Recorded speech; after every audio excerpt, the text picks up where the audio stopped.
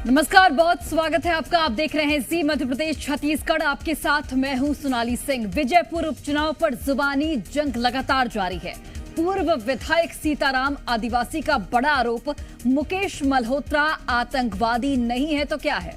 कांग्रेस प्रवक्ता स्वदेश शर्मा ने पलटवार किया है। रामनिवास रावत ने जनता के वोट लूटे। चुनाव आयोग से कांग्रेस ने शिकायत की है। कांग्रेस ने निष्पक्ष जांच की मांग की है। तो पूर्व विधायक सीताराम आदिवासी ने बड़ा आरोप लगाया है। कांग्रेस के प्रत्याशी मुकेश मल्होत्रा को आतंकवादी बताया, इसके साथ ही लुटेरा भी करार दिया है। कांग्रेस प्रवक्ता ने यहां पर पलटवार किया। चुनाव आयोग से कांग्रेस ने इसे लेकर शिकायत की है। विजयपुर उपचुनाव की जंग अब दिलचस्प हो गई है और लगातार बयानबाजी का दौर भी जारी है।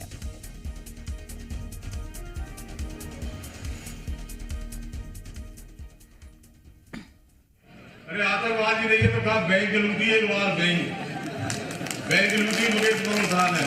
मैं प्रमाण दे रहा हूं, बैंक लूट रहे भैया जब इंदौर भी हो। हमारे सांसद ने सही कही, सुमंगल सिंह ने। विजयपुर में कांग्रेस के प्रत्याशी के खिलाफ भारतीय जनता पार्टी के लोग जिस तरह की अनर्गल आरोप लगा करके प्रचार प्रसार कर रहे हैं, मैं समझता हूं चुनाव आयोग को संज्ञान में लेना चाहिए। पहले सांसद शिवमंगल सिंह ने उसको आतंकवादी कहा हमारे प्रत्याशी को, फिर अब कह रहे हैं कि ये बैंक लुटेरा है। अरे सच्चे लुटेरे तो और कर्रे लुटेरे तो भाजपा प्रत्याशी रामनिवास रावत जी हैं, जिन्होंने आदिवासी भाई बहनों की अस्मत को लूटा, उनके वोट बैंक को बेचा।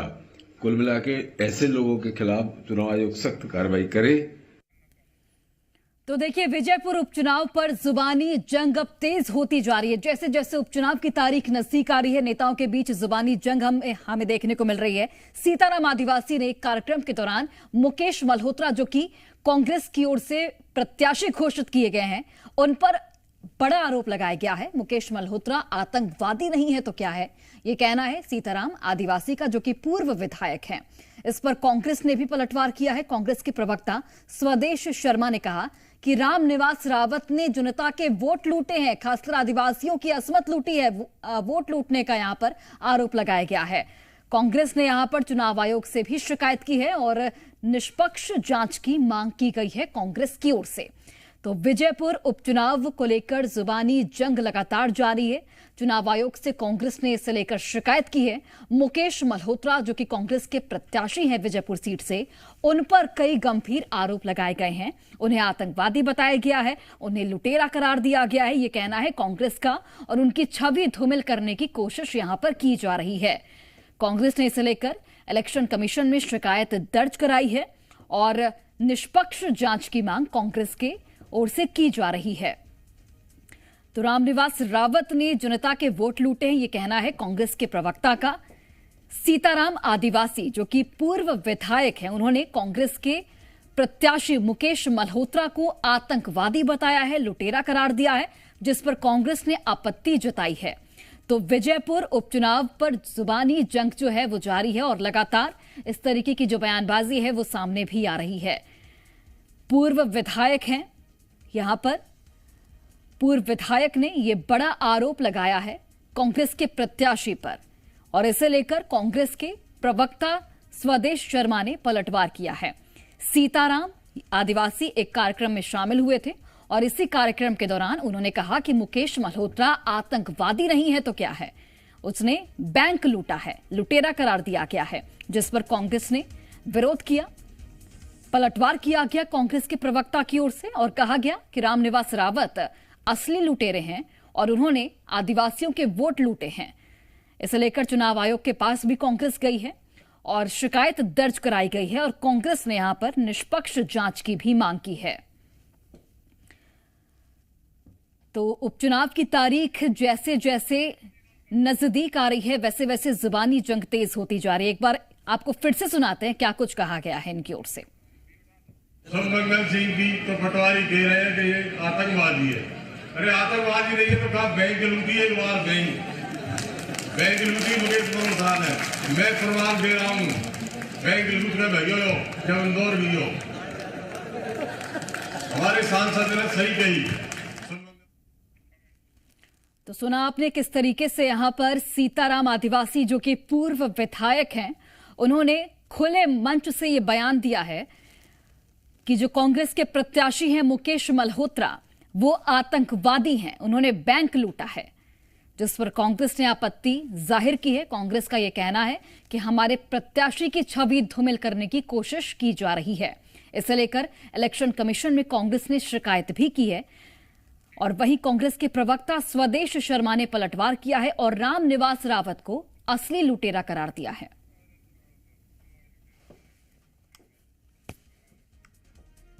और बलौदाबाजार से अगली खबर है, जहां पर दामाखेड़ा की घटना पर बवाल लगातार जारी है। आश्रम में गुरु से मिले हैं नेता प्रतिपक्ष चरणदास महंत और पुलिस की कार्यशैली पर महंत ने कई सवाल खड़े किए हैं।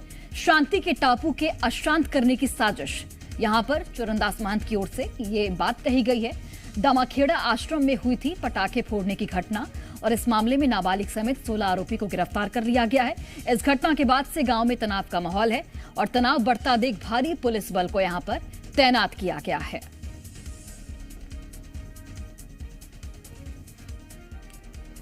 तो दामाखेड़ा आश्रम पर सियासी संग्राम लगातार देखने को मिल रहा है। चरणदास महंत ने पुलिस की भूमिका पर कई सवाल खड़े किए हैं। हालांकि इस पूरे मामले में अब तक 16 लोगों की गिरफ्तारी हो चुकी है। शांति के टापू को अशांत करने की साजिश हो रही है, चरणदास महंत की ओर से यह बात कही गई है। इसके साथ ही आश्रम में गुरु से भी नेता प्रतिपक्ष चरणदास महंत ने मुलाकात की है। विष्णुदेव जी की सरकार से, गृह मंत्री जी से इस मसले को जल्दी से जल्दी शांत करें, नहीं तो जिस तरह से बाकी पुलिस प्रशासन के खिलाफ अराजकता फैल रही है, कहीं हमारे लोग उग्र न हो जाए, इस बात की बड़ी चिंता है। इसलिए इस मामले को जल्द से जल्द शांत हो। बाबा जी तो बेचारे फिलहाल अशांत हैं। हम तो सब यही प्रार्थना करने आए हैं, उनके इस समय हम सब लोगों की उनकी जरूरत है।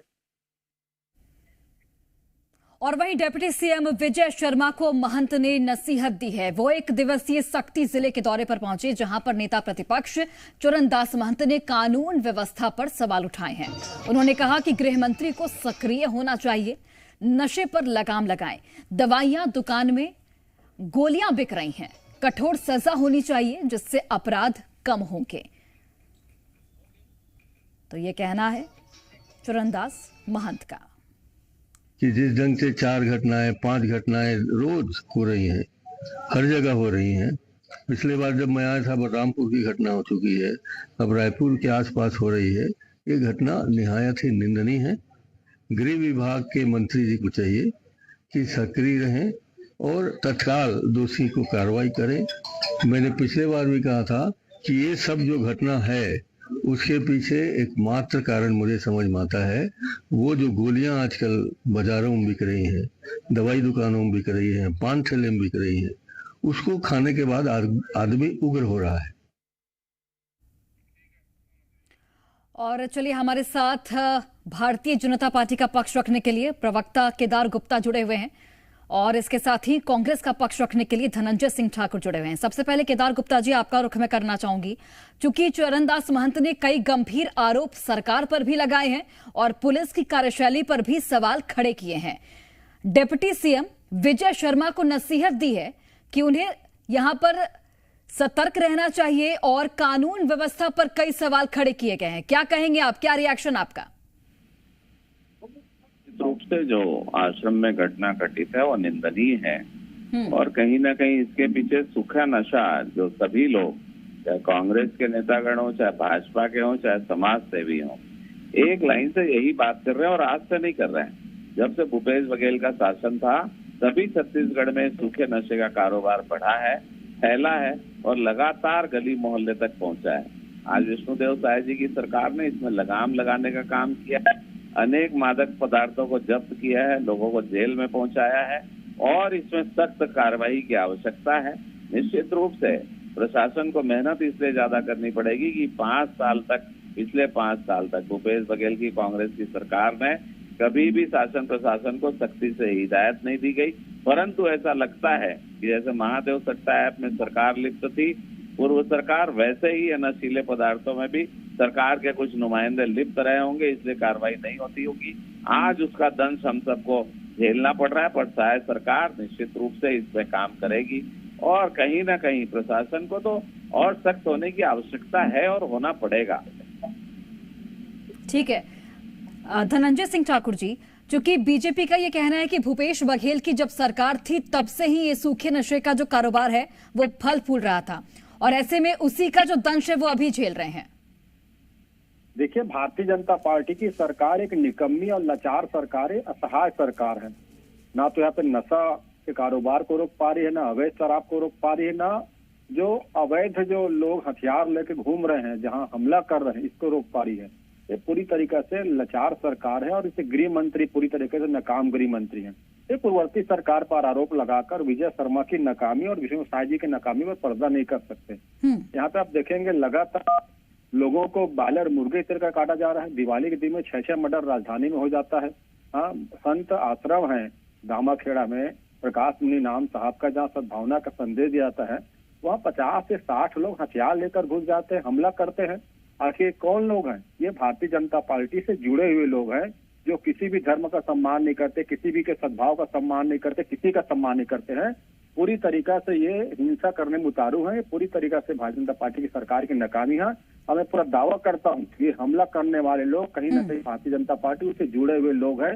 यही लोग वहाँ पे सतनाम समाज के जो आश्रम में जहाँ पे उनके जैत खाम को तोड़े थे उनमें शामिल लोग थे।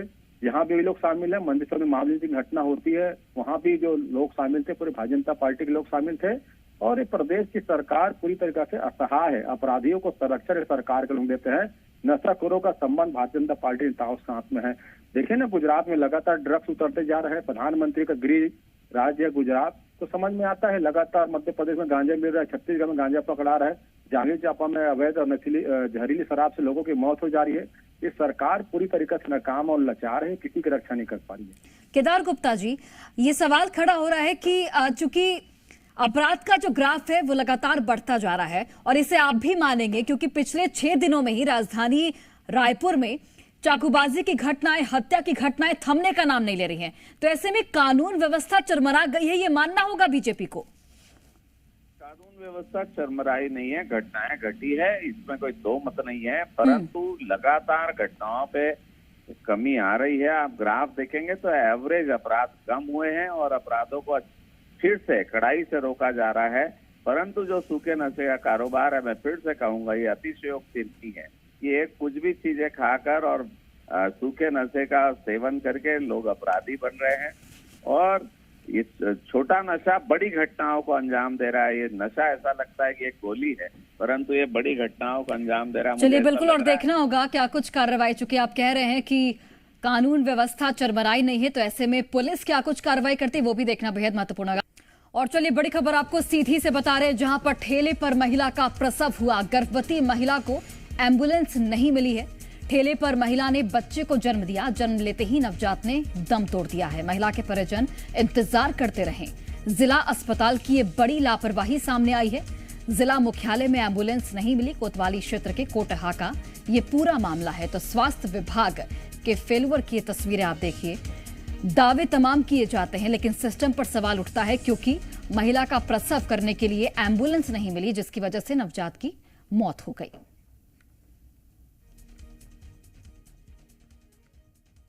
पे लेके आया। किसकी डिलीवरी थी? गुंजा रजक की। हाँ, कौन लगती है? मैडम। आपकी पत्नी लगती है? जी हाँ। तो एम्बुलेंस नहीं आ पाई? लगाए पर नहीं आ पाई। कितने घंटे हो गए?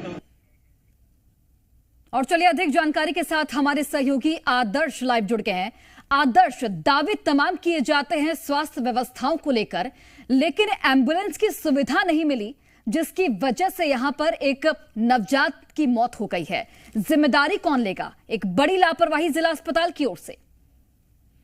देखिए सोनाली, आपको बता दूं कि जिला चिकित्सालय से महज 2 किलोमीटर दूर स्थित कोटहाल मोहल्ले का पूरा मामला है, जो इसमें प्रसूता को डिलीवरी के लिए एम्बुलेंस वाहन नहीं मिली है, जिस कारण उसकी ठेले में नवजात बच्चे को जन्म दिया है, जिस कारण से प्रसव होते ही बच्चे ने अपना दम तोड़ दिया। लेकिन सिस्टम पर सोनाली कई तरह के सवाल उठ रहे हैं, लेकिन जो जिम्मेदार अधिकारी हैं वह पूरी तरह से मौन है। सामने बाइट देने के लिए, आधिकारिक बाइट देने के लिए कतरा रहे हैं, लेकिन आखिर कौन जो इस तरह से जो बच्चे की मौत का जिम्मेदार कौन होगा? जिस तरह से एम्बुलेंस की सुविधाओं के लिए सरकार तमाम सारी वादे करते हैं, लेकिन इस तरह से यहाँ बदहाल स्वास्थ्य व्यवस्था की पोल खुलती नजर आ रही है। शायद एम्बुलेंस सही समय पर मिल जाती तो इससे प्रसूता की जान बच जाती, लेकिन एम्बुलेंस के चालक के द्वारा मनमानी की गई।